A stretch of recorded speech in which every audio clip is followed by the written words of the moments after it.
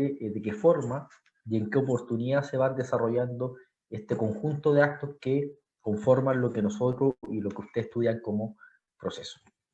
Y que dentro de esa configuración de los procedimientos que efectúa el legislador de cada país, de cada estado, este no era libre, o sea, no era absolutamente libre en su configuración, sino que se tenía que respetar un contenido mínimo que estaba compuesto por los principios jurídicos naturales o por lo que usted entiende como principio o garantía de un debido proceso o racional y justo procedimiento como en la nomenclatura que usa nuestra Constitución. Más abajo habían opciones que se vinculaban con los principios jurídicos técnicos o con los sistemas procesales, ahí se habla del dispositivo o el inquisitivo. Por ejemplo, nuestro proceso civil se funda mayoritariamente o predominantemente en un sistema de carácter dispositivo. Y más abajo estaban las reglas procesales o los principios formativos del procedimiento. Ahí encontramos la oralidad, la escrituración, la concentración, la desconcentración, el secreto, la publicidad, la inmediación y la mediación. Por ejemplo, nuestros procedimientos civiles, o la gran mayoría de nuestros procedimientos civiles, se caracterizan por ser predominantemente escritos, desconcentrados, inmediatos. Efectivamente, no hay un contacto directo entre la persona del juez, las partes y la prueba. Y en teoría, al menos desde el punto de vista legal, son públicos. En la práctica, antes era bastante difícil acceder al contenido de un expediente. Hoy en día, gracias a la ley de tramitación electrónica y la carpeta virtual o carpeta electrónica, es relativamente más simple. Simplemente es cosa de tener voluntad de querer acceder a ella.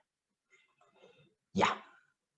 Entonces, dijimos que los procedimientos tienen que respetar este contenido mínimo para poder entender que estamos frente a un proceso jurisdiccional, un debido proceso o racional y justo procedimiento.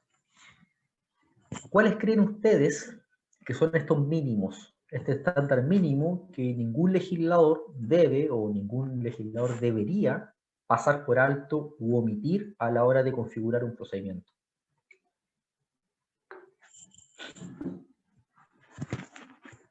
Profe, ¿uno puede Dígame. ser el demandado?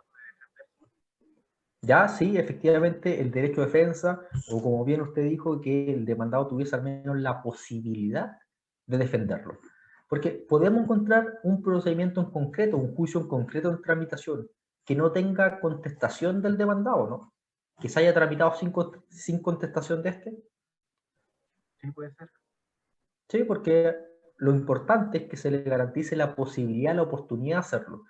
Luego, obviamente, ya es decisión de él si ejerce o no ejerce esa prerrogativa. Pero obviamente el derecho de defensa, la posibilidad de que se defienda, es uno de estos postulados mínimos. Ustedes no van a encontrar un procedimiento en que no se le dé a la contraparte la posibilidad de ser oída, sino las resoluciones, las sentencias se pronunciarían con el solo mérito de lo que una parte indica unilateralmente en su demanda. Bien, además de ese, ¿qué otro contenido mínimo consideran ustedes que debiese estar en todo procedimiento? Esto vendría siendo el principio de bilateralidad de la audiencia.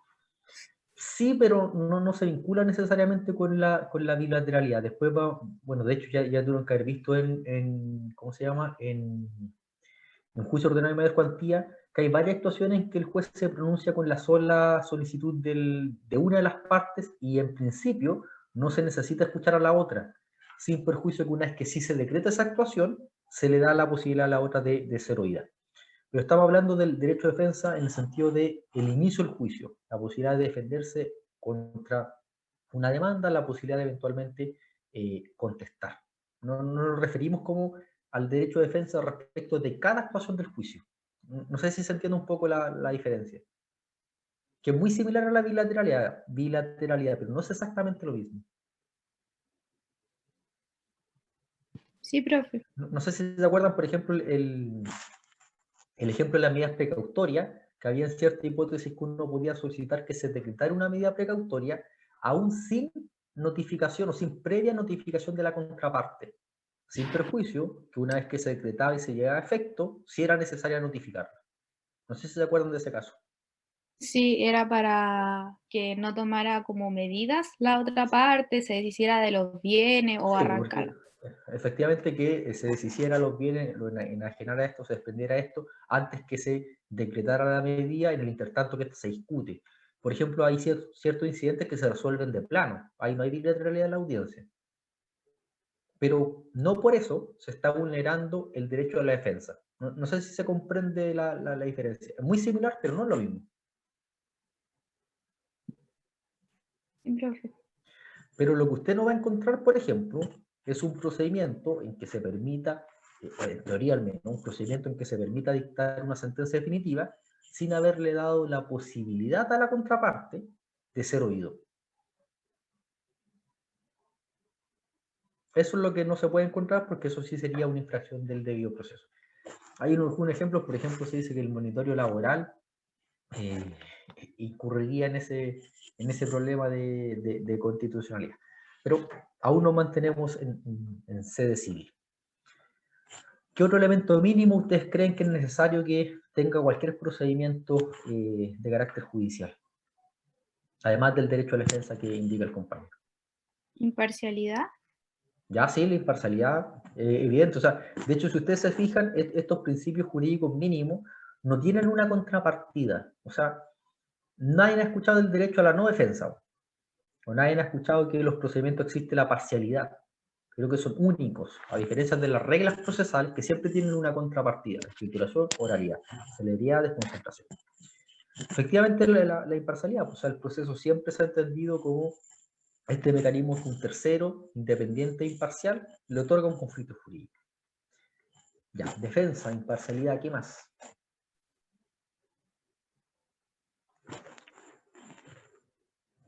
¿El debido proceso? Es que el debido proceso es este catálogo o este Ya. conjunto de garantías que ustedes me están nombrando. Por ejemplo, ¿a través de qué mecanismo en específico se resguarda la imparcialidad? Tiene que ser ante tribunal competente. No, pero a través de qué, porque claro, esto es una garantía, una cuestión abstracta, pero en concreto, ¿a través de qué mecanismo procesal el legislador le otorga a usted para resguardar que ese juez que va a conocer de su juicio en concreto es imparcial? Por ejemplo, ¿qué hace usted si se entera que ese juez es cónyuge del demandante, por ejemplo, y usted es demandado? Y por lo tanto, se estaría afectando el derecho a ser juzgado por un tribunal imparcial. ¿Usted tiene algún mecanismo para alegar eso? ¿Para hacer que se respete la imparcialidad? No ¿Lo vieron? existen las implicancias y las recusaciones. Bien. Entonces, y si uno se va al derecho a la defensa, ¿y a través de qué acto en concreto se manifiesta ese derecho a la defensa en el juicio ordinario de mayor cuantía? ¿Qué es el procedimiento que ustedes han visto? Sería la notificación de la demanda. ¿Sí? Y luego de la notificación, el legislador, luego de la notificación, le asegura algo a esa persona. La posibilidad de contestar la demanda. ¿Sí? Y el transcurso de un plazo razonable, ¿cierto? El término de emplazamiento. Entonces, esa es como la conexión que necesito que hagan. Todas estas garantías se concretizan en los procedimientos a través de determinadas instituciones que ustedes ya estudiaron o eventualmente van a estudiar. ¿Qué otro contenido mínimo se les viene a la mente cuando hablamos de un debido proceso o un racional y justo procedimiento? Me dijeron la defensa, me dijeron la imparcialidad. ¿Qué más? Profe, también debe ser resuelto dentro de un plazo razonable. No le escuché. Debe ser resuelto dentro de un plazo razonable. ¿Sí? Y eso, por ejemplo, está regulado en el juicio ordinario de mayor cuantía, obtener una resolución a su conflicto dentro de un plazo razonable.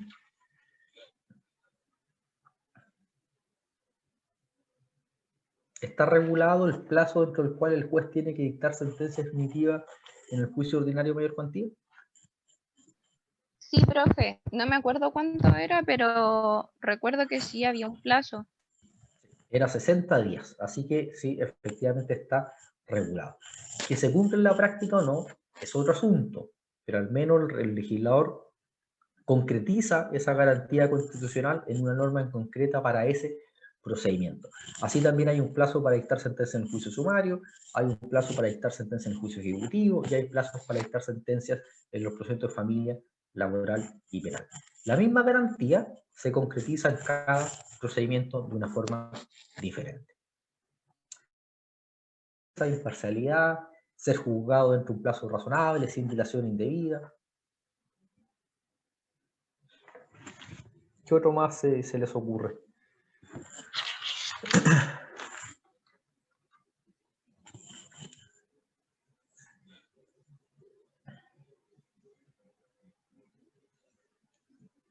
Piensen que usted el día de mañana, como abogado, se van a ver inmerso dentro de procedimientos judiciales. Y van a haber ciertas cosas, ciertas garantías que ustedes van a sentir la necesidad, no sé, lógica, de que estén presentes en esos procedimientos. Si no, se van a sentir pasados a llevar, o que al menos los derechos o los intereses de su cliente son pasados a llevar. ¿Qué otro contenido mínimo tiene que haber en los procedimientos? Te reitero, probablemente lo vieron en juicio ordinario o en derechos fundamentales, cuando analizan el 19 número 3. El derecho a poder recurrir. Y es el principal para efectos de este módulo, el derecho a la impugnación, el derecho al recurso. La posibilidad al menos, porque eso lo va a decidir yo como litigante, de que la decisión del tribunal sea susceptible de ser revisada, ya sea por el mismo tribunal, ya sea por un tribunal superior jerárquico.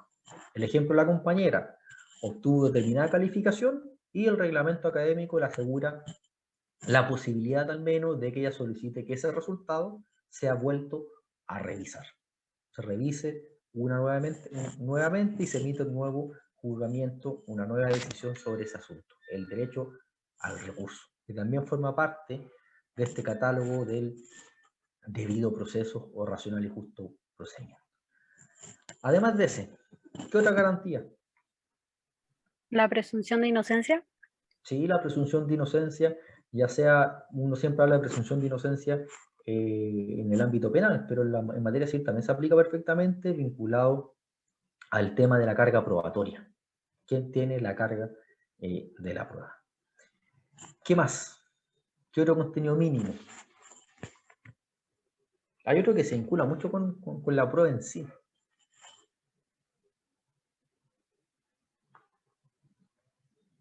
Por ejemplo, si yo alego que me deben plata, me deben 10 millones de pesos, además del derecho a alegar eso, ¿qué otro derecho correlativo debo tener?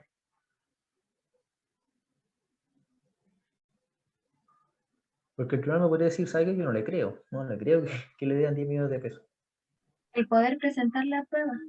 El derecho a acreditarlo, el derecho a aprobarlo, el derecho ya sea a ofrecer la prueba, el derecho a que esa prueba se practique y el derecho a que esa prueba legalmente practicada también sea valorada y tenida en cuenta por el tribunal. Que el tribunal fundamente por qué me creyó o por qué no me creyó. En realidad, por qué le creyó al testigo o por qué no le creyó a ese testigo. Y hay otra garantía mínima que se vincula mucho con el tema de los recursos. Claro, yo tengo el derecho a que una decisión se revise, pero también tengo el derecho a que esa decisión que me otorga el tribunal, o el día de mañana, por ejemplo, cuando yo revise alguna de las pruebas que ustedes van a rendir, ustedes también tienen un derecho de cara al contenido que tiene que tener esa decisión que yo estoy tomando o esa decisión que el tribunal está tomando. O yo les puedo poner un 1 porque quiero, ¿no?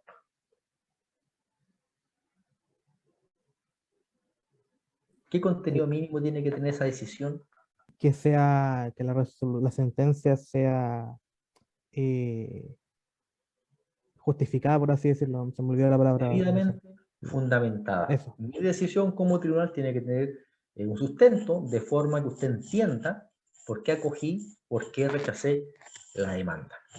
Porque puede ser que el sustento sea tal que usted se convenza que efectivamente está mal y decida, por lo tanto, no impugnar o en su caso no solicitar la reconsideración de la prueba. Y también es importante que tenga la fundamentación, porque de la fundamentación que yo le di, que el tribunal le dio, va a ser la primera piedra mediante la cual usted va a empezar a construir su medio de impugnación. Me imagino que ustedes cuando piden reconsideración de una pregunta y nueva prueba, parten de la base de los mismos fundamentos, de los mismos argumentos que le dio el profesor para calificarla mal, ¿o no? Funciona de la misma manera con los recursos. Ustedes parten de la misma fundamentación que el tribunal le dio para hacerle ver cuál sería ese error en la fundamentación y en base a eso presentar, redactar y presentar el recurso. ¿Se capta como la vinculación entre la fundamentación y la impugnación o no?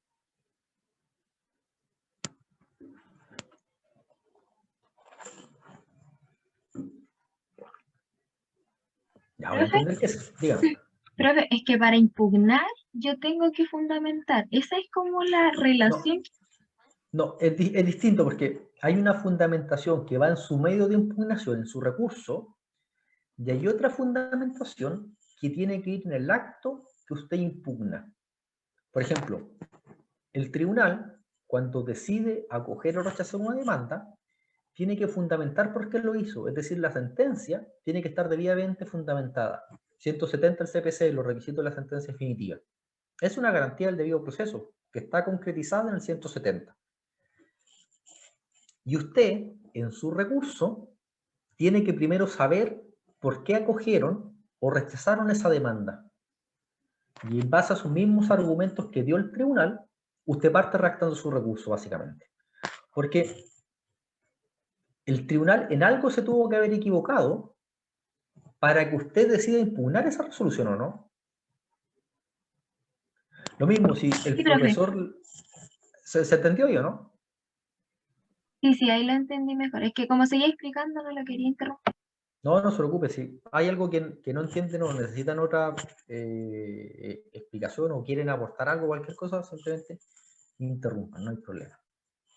Ya, bueno, ese es más o menos, bueno, el catálogo de racional y justo procedimiento de proceso mucho más extenso, pero estos son como algunos de los elementos básicos y a nosotros nos importan, para efectos de este módulo, básicamente el derecho a que las sentencias sean debidamente fundamentadas y el derecho a impugnar esas resoluciones judiciales. Todo procedimiento, para entender que es un procedimiento que cumple con este estándar, el legislador les debería dar a ustedes la posibilidad de impugnar, de presentar un recurso. ¿Qué recurso? Esa es otra discusión que vamos a ver más adelante. Pero al menos les deberían dar la oportunidad de pedir una revisión, un nuevo examen del conflicto jurídico. El ejemplo más clásico son sus pruebas. Ustedes tienen el derecho a pedir que se reconsidere la decisión, la evaluación que se hizo respecto de su prueba o respecto de una pregunta particular de esa prueba. ¿Se entiende, no? A veces uno se complica mucho la vida y el derecho responde simplemente a la lógica o a las cuestiones más obvias que uno cree. Y a veces como son tan obvias, uno no cree que esas sean las respuestas. Ya. Otra consulta como un poco ajena. Este catálogo que hemos conversado de derecho a la defensa, no sé, presunción de inocencia, ser juzgado dentro de un plazo razonable, impugnar, fundamentación, ¿está en el 19 número 3 o no? ¿Está ese catálogo?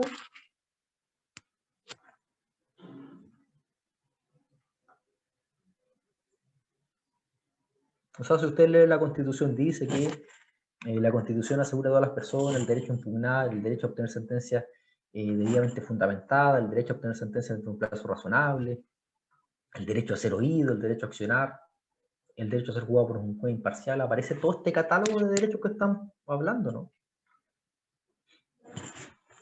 No todos, y tampoco se habla de un debido proceso, sino como que indirectamente nosotros decimos que es un debido proceso por todas las reglas que existen ahí. De hecho, partía de una pregunta que salió en el examen de licenciatura. La Constitución no habla de debido proceso, habla de racional y justo procedimiento e investigación, pero no habla de debido proceso. Es un punto. El otro punto es que no hay un catálogo. Entonces, ¿de dónde nosotros sacamos este catálogo? Porque siempre se habla, no, mira, en conjunto mínimo, que si bien ha evolucionado con el tiempo, pero se habla de un catálogo, de una lista de ciertas garantías que configuran este racional y justo procedimiento. ¿Y dónde lo sacamos entonces? ¿Quién llena esta falta de determinación del 19 número 3? Los tratados internacionales. Sí, los tratados internacionales, el artículo 5º y 2º. ¿Y quién más ha contribuido a llenar y hacer evolucionar con el tiempo este catálogo? El código y la jurisprudencia. Sí, los códigos de las leyes van concretizando, pero claro, la jurisprudencia, la doctrina y la jurisprudencia y los tratados internacionales que versan sobre materias de derecho procesal. ¿Ustedes conocen alguno relevante? ¿Algún tratado internacional de derechos humanos que versa sobre materias importantes de derecho procesal? Que sea vinculante para nuestro país, obviamente.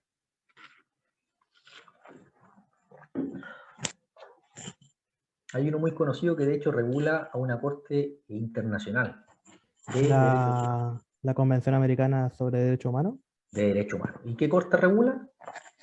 la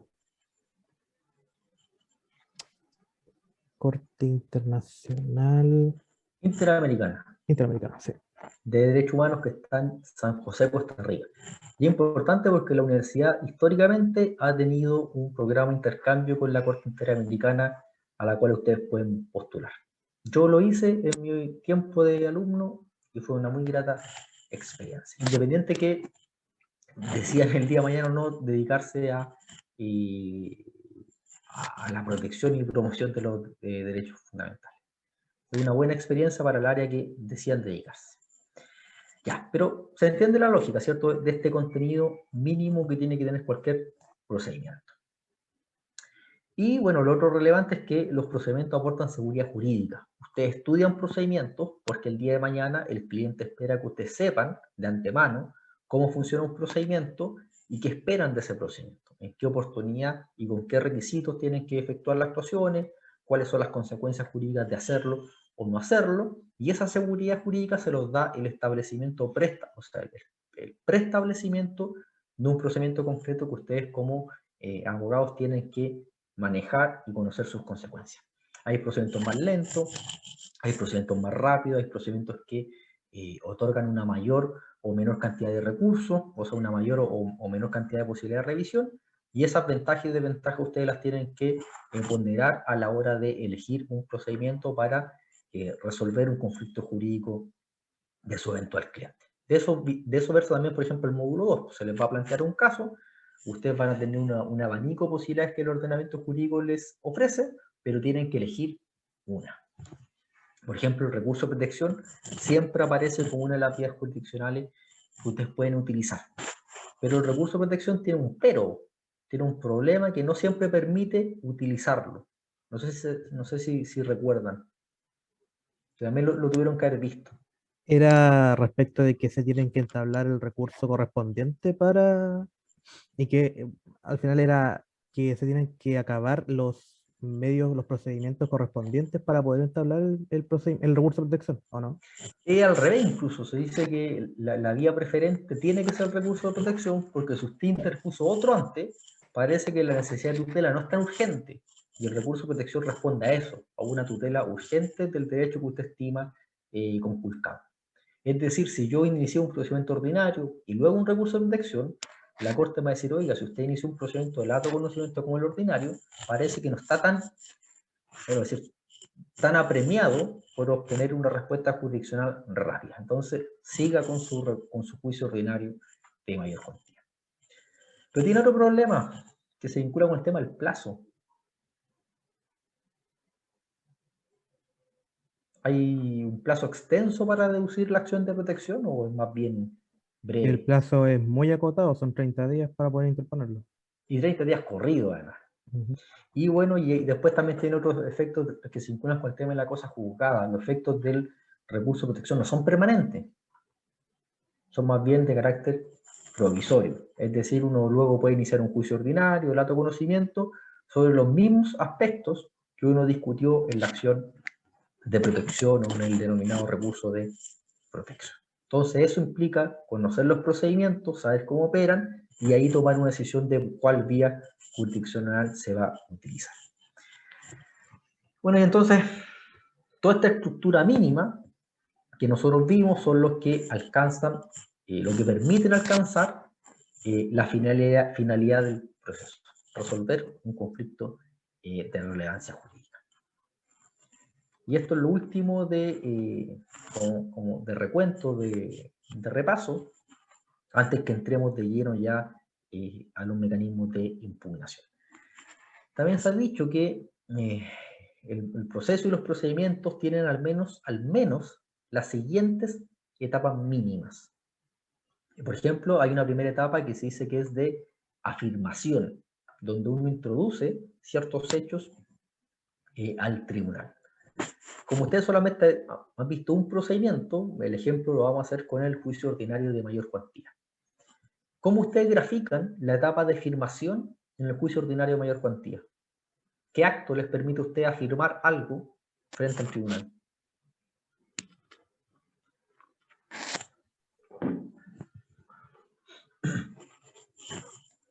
A través de la demanda.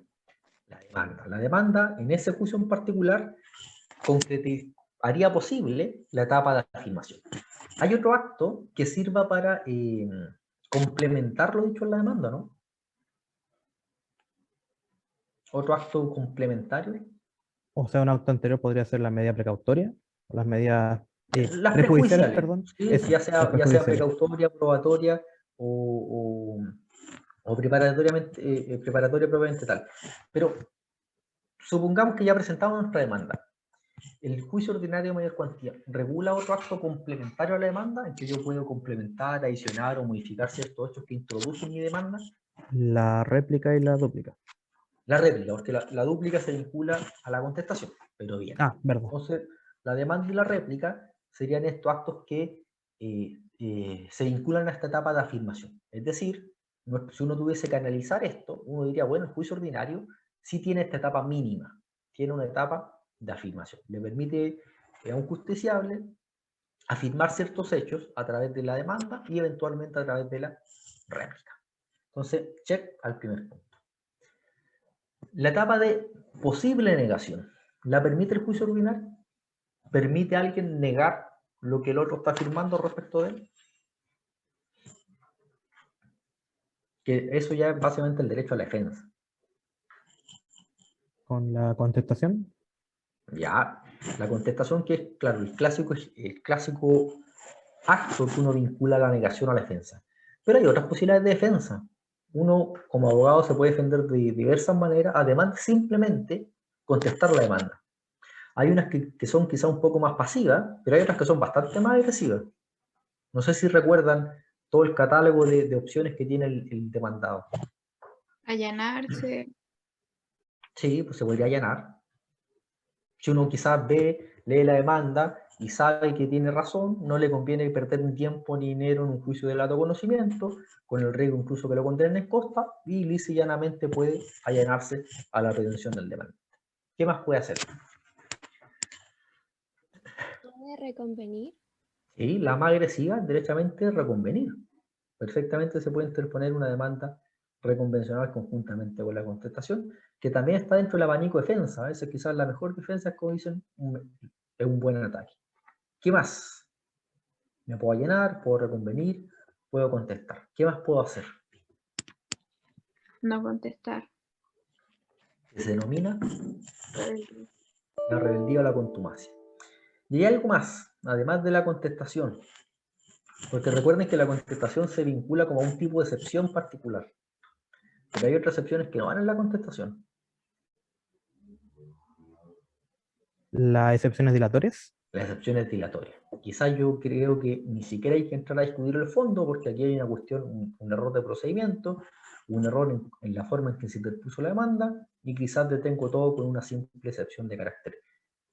Entonces, el juicio ordinario de mayor cuantía también regula esta etapa mínima de posible negación. Posible porque, como bien dijo la compañera, yo me podría mantener en rebeldía o contumacia y decidir no contestar, o quizás se me pasó el plazo de contestar. Hay otra etapa mínima que se denomina de verificación o confirmación, es decir, donde yo tengo que verificar, confirmar o acreditar los hechos que yo estoy alegando en mi demanda o contestación. ¿El juicio ordinario permite esto? ¿Permite verificar o confirmar o probar algo? Con la etapa probatoria. ¿Sí? ¿Cómo se denomina en el juicio ordinario de mayor cuantía esta etapa probatoria? Término probatorio. ¿Sí? El término probatorio. Ahí está el ordinario, lo extraordinario, lo especial etc. Entonces, el juicio ordinario también cumple con este contenido mínimo. Luego hay una etapa de clausura, que quizá en el juicio ordinario no se le da mucha importancia, pero en los procedimientos orales sí, en que permite de alguna forma como concluir y hacer una especie como de explicarle al juez cómo toda su teoría del caso cuadra, cómo sus hechos se ven correctamente acreditados por su prueba y cómo esos hechos encuadran en X norma jurídica y por lo tanto el juez debiese acoger su pretensión. O al revés, debiese acoger la excepción que usted está alegando. ¿Cómo se denomina esa institución en el juicio ordinario de mayor cuantía? En que usted le dice al juez, ¿sabe qué? Yo hice todo bien. Alegué hechos precisos, acredité estos hechos con X y X pruebas, y estos hechos se encuadran en esta norma. Entonces, lo único que usted tiene que hacer es dictar sentencia en este sentido.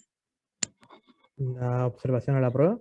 La observación a la prueba. O los alegatos de clausura, si uno lo ve en los procesos reformados como el juicio oral en lo penal. Bien, entonces el juicio ordinario de mayor cuantía también tiene esta etapa mínima. Luego viene la resolución del conflicto. ¿Cuál acto se manifestaba en esta etapa? ¿A través de qué acto el juez resuelve el conflicto en este juicio ordinario de mayor cuantía?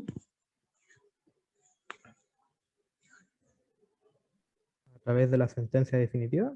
La sentencia definitiva. Ya. Ese es el acto que resuelve el conflicto y le pone término a ese procedimiento, en realidad a esa instancia en particular. En nuestro caso, en el juicio ordinario de mayor cuantía, la sentencia definitiva. Entonces, este juicio también cumple con esta etapa mínima. Y finalmente, debiese contemplar una etapa mínima de una eventual impugnación o una eventual revisión de esa sentencia definitiva. ¿Alguien sabe cuál es el recurso que por excelencia está vinculado a la sentencia definitiva en el juicio ordinario de mayor cuantía? El recurso que permite rever ese juicio, que alguien más lo revise.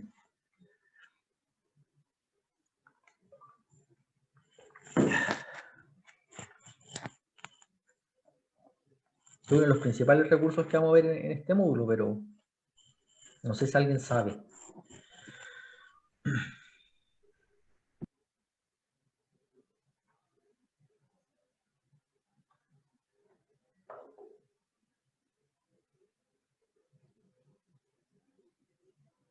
Hay un recurso que uno siempre habla por...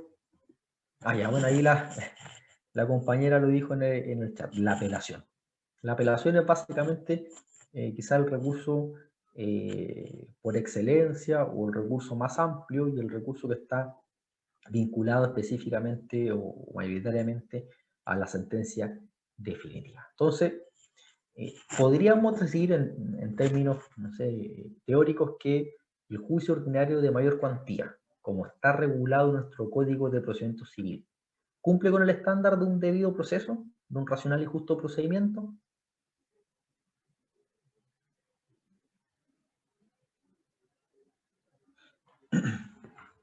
¿Cuál es la pregunta, profesor? Que según lo que vimos y lo que ustedes estudiaron en el módulo del semestre pasado, el juicio ordinario de mayor cuantía, como está regulado en nuestro actual Código de Procedimiento Civil, ¿cumple con el estándar de un debido proceso o un racional y justo procedimiento? Sí.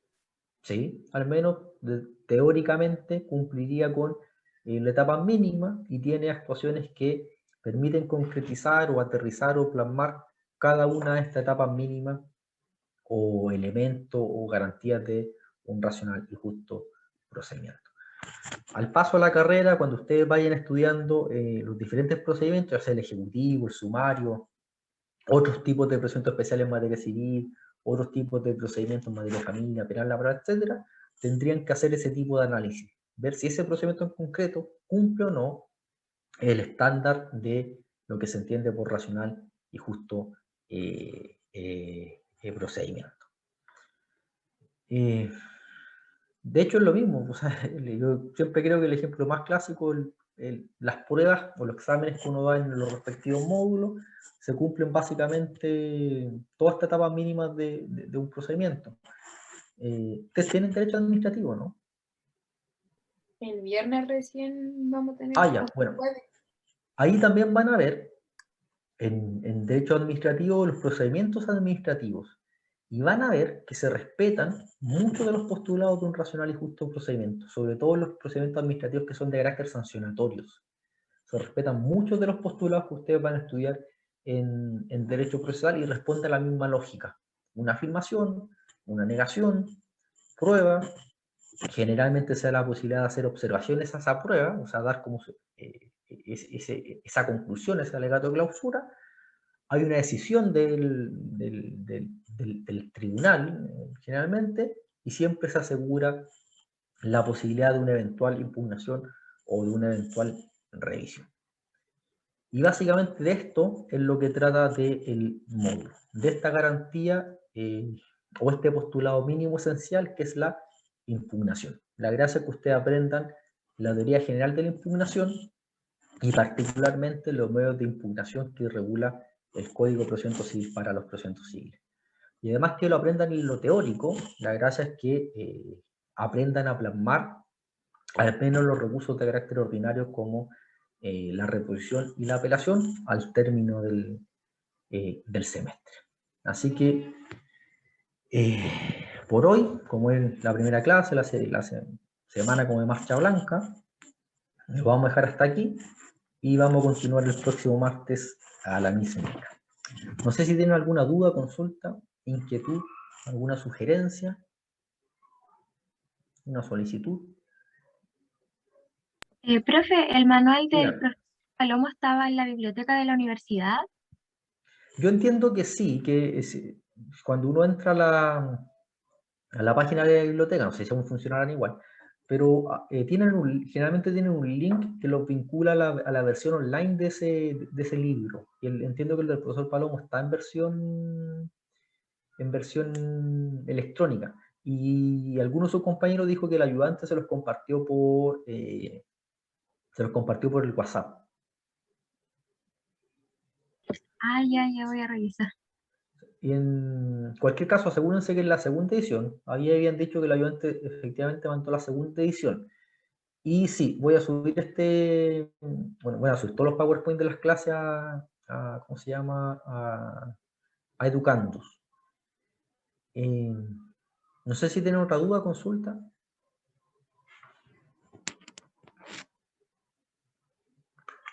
Bueno, el Power, salvo la primera parte, está hecho en base al manual del profe Paloma, así que sigue más o menos la misma estructura en cuanto a los títulos, subtítulos, materias que están reguladas, están indicadas en el manual, así que es bastante similar.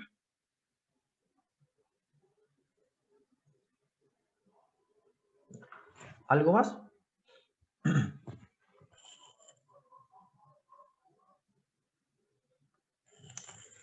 Ya, entonces nos vemos el próximo martes a la misma hora. Están todos los links de las sesiones en Educandus. Bueno, y ahí ustedes me comentan o me comentan a través del ayudante o me escriben qué pasa un poco con el tema del horario, o sea, qué decisión toman ustedes como curso. Y ahí vamos viendo. Yo al menos tengo toda la disposición a hacer las modificaciones que sean necesarias para que pueda participar, ojalá todo el curso, sino la gran mayoría dentro de sus posibilidades. ¿Ok? Ok, profe. Igual podría considerarse eso de la votación para que ver si dónde dejamos la hora asíncrona. Que sería Sí, como yo no tengo inconveniente. Como digo, lo ideal es que pueda participar la mayor cantidad de personas. Pero si ustedes logran poner de acuerdo ahí y luego me lo comunican y no hay inconveniente. Yo al menos no les puedo imponer una decisión porque siempre va a haber alguien que le va a afectar, o sea, que va a quedar disconforme. Así que prefiero que lo decían ustedes. Profe, ¿cuándo va a subir la clase? Yo preferiría subirlo cuando termine de pasar el Power, pero ahora pasamos 5 días, pero ustedes prefieren que se lo suba como clase a clase, ¿no? Sí, sería mejor porque así por lo menos yo voy transcribiendo y a otros compañeros también. Ya, hoy día durante lo que resta del día les subo la cuarta hora. Muchas gracias. Ya. Bueno, ahí, bueno, en la diapo aparece mi correo en todo caso, pero es devalde@utalca.cl y cualquier cosa me avisan, pues si no también lo pueden comunicar por intermedio del ayudante. Y siéntanse libres de preguntar, interrumpir o hacer solicitudes, no hay problema con eso. De hecho, prefiero que participen un poco y ojalá no siempre sea lo mismo, es que es un poco aburrido y cansador estar hablando todo el rato, un rato solo. ¿Ok? Bueno, profe. Ya, nos vemos entonces el próximo martes. Que estén Chao, muy bien, profe, tengan que buena esté semana. bien. Chao, Chao, profe, que igual. esté bien. Próximo martes, profe. profe. Chao. Chao. Chao, profe. Chao.